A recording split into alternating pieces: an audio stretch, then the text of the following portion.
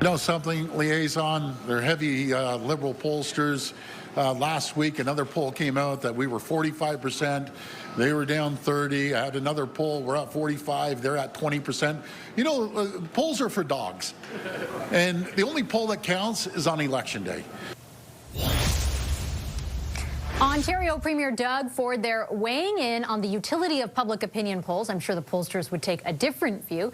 The one he's referencing is for his province, but nationally there's also a lot to note, namely that all the polls out there right now show a significant gap between the Liberals and the Conservatives out of the margin of error. And that hasn't been the case really since the election, when for many months the two parties were essentially neck and neck. So what's the takeaway for each party in the House of Commons? And might the growing gap tip the scales in favor of an election, despite the Liberals insisting that is not their plan? Let's bring back our front bench. Sharon Carr, Laura D'Angelo, Jamie Ellerton, and Sebastian Skamsky are all here. Jamie, I'll start with you. When you look at this, in the number of polls now reporting the same thing, which wasn't the case a few weeks ago, let's say, what is the takeaway for the Conservatives for you? I think it clearly shows that Pierre Poilievre, the Conservatives, are in a bit of a political winter right now, and I can't say it's all that surprising. The Prime Minister is getting the incumbency advantage of getting to set the agenda. Take tomorrow as an example. Pierre Poilievre is going to be in Toronto speaking to the Economic Club, and Dominic LeBarton is going to be at the Canadian Club, two downtown speeches, rival slots. I could say it's probably near certainty that Dominic LeBlanc's clips are going to be playing more heavily on CP24 tomorrow than Pierre Poilievre's. And so I would think when you play that dynamic out repeatedly, the government has been seen to be taking a lot of action. This government, although slow in a lot of ways, is material change from Justin Trudeau, and I think Canadians see that for what it is and are giving him a lot of the benefit of the doubt. And up until last month, or until January anyways, Pierre Poilievre was focused on securing his leadership. And so you hear Conservatives talk about how, we're going to focus on affordability, the domestic agenda, and all that's true for some regards. The bigger question in terms of how Canada needs to deal with the United States, what our future is going to be for trading relationships, I think Pierre Poilievre needs to find himself a way to genuinely insert himself into that conversation so that more apolitical Canadians can actually start to see him as a prime ministerial alternative as opposed to just another Ottawa politician making clips for sound bites. What's the takeaway? Like, how sure of this? How sure of these numbers, Sharon, should the Liberals be? And if you were, giving them advice, would it be to go to an election if these numbers prove to be, persistent? Well, if I was giving advice from the perspective of what is the best thing for the Liberals, listen, Pierre Poilievre is the gift that keeps on giving, and we're seeing that in the poll numbers. So I think it's nice to have him as leader to a certain extent. We have a number of by-elections that are coming up, and I wouldn't be surprised if all those by-elections happen in one go. Listen, a general election is great if the goal is to get a super majority, but the way they're going right now, they might be able to get a comfortable majority with potentially some more floor crossers and with the by-elections that are happening. So there's always that urge to go ahead and have that election. But elections are costly. We just had one a year ago. If there's another strategy and another way to do it without having to go full-blown election, I think it's worth considering. But I also just think that for the Liberals, if they want to continue to see this gap in the polls spread further and further, it might be helpful to leave Pierre Poilievre exactly where he is. Sebastian, I'll get you to respond to that, your view on what this means for an election.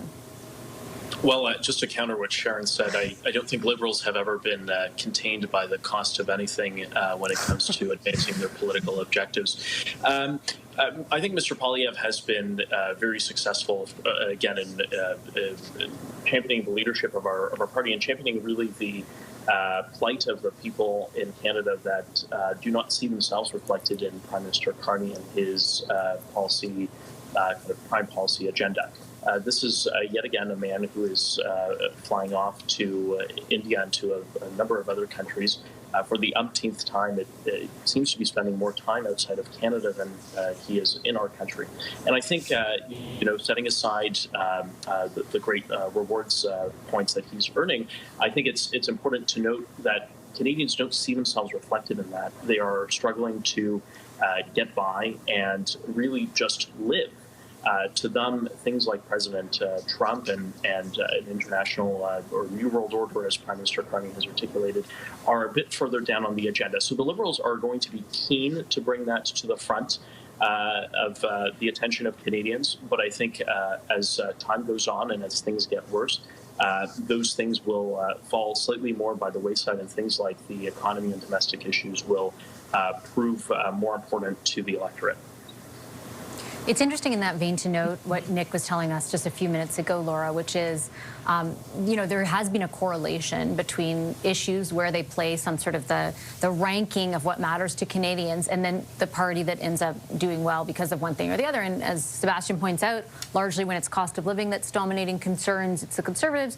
When it's, concern about the economy overall and in particular what Donald Trump is going to do for it, it's the Liberals, and right now Trump is back up at the top of the list of concerns. Trump is back at the top of the list, and Canadians have tied cost of living to Donald Trump to a certain extent right now. Canadians are afraid for their jobs. They're tying the idea of job loss to tariffs and what Donald Trump is doing. So it is not a surprise that the Liberals are high in the polls. It's also the one topic that Pierre Poilievre can never break through on. We know he has this huge speech tomorrow, to Jamie's point. I don't think that he's even going to get the headlines that Jamil Jivani got from his trip to the U.S. and his comments about Canadians throwing hissy fits. Pierre Poilievre has always been best when he is able to set the political agenda and he's on the offensive. He seems to have a very difficult time when he has to respond to an agenda that is set for him. And right now, Donald Trump is setting the agenda. It's not actually Prime Minister Carney. And Pierre Poilievre cannot break through, whether that's because he refuses to talk about Donald Trump, because most Trump supporters in Canada happen to also be Pierre Poilievre supporters, or because he doesn't have a plan yet. Whatever the case may be, he cannot break through on that topic. And that leaves the field wide open for Prime Minister Carney to continue to dominate there. It's interesting because, to be fair, Jamie, to him, like the Conservatives during the election and since have put forward like specific proposals when it comes to what to do about the auto sector or Trump tariffs on certain sectors. If the thesis that Poilievre can't break through on this issue is true, why do you think that is? And what opportunity does tomorrow's speech provide him? Or what does he need to do to capitalize on that opportunity should it exist, Jamie? So I think if Pierre is going to look at tomorrow's speech and 48 hours afterwards say it was success, he's going to have to say something new. He's going to have to rock the boat. And he's probably going to have to take some very critical shots at where the president's going and what Canada's role on the continent is going to be as a result of an America that effectively no longer wants to be a reliable ally. He hasn't been able to say that for over a year. And I think that fundamentally is why none of this other stuff works on a kind of the issues management sector by sector piece. That's all fine and great. And for a narrow casting audience, they're probably paying attention. But for the general public, they're not. They don't pay that much attention to politics on a daily basis. And so when you do see clips on the news of Conservatives being like, ooh, Mark Carney didn't get a deal. He said he was going to do it by July. No one credibly believes that's actually Mark Carney's failure when Donald Trump is ripping up his own deals that he made on a weekly basis. Like, this is not a man who actually wants a deal. And so I don't think Canadians blame it. And every time Conservatives kind of go down this too cute by half, like insufferably Ottawa partisan spin on this stuff, it actually just says, don't listen to Conservatives on this because they're insulting your intelligence. I'm not sure if you know this, but the U.S. is winning. Really, really winning. That message was delivered a lot of times last night, but maybe you missed it. It was a pretty long speech. I gotta leave it there. Thanks, guys. I appreciate the discussion. Our front bench, Sharon Carr, Jamie Ellerton, Laura D'Angelo, and Sebastian Skamsky.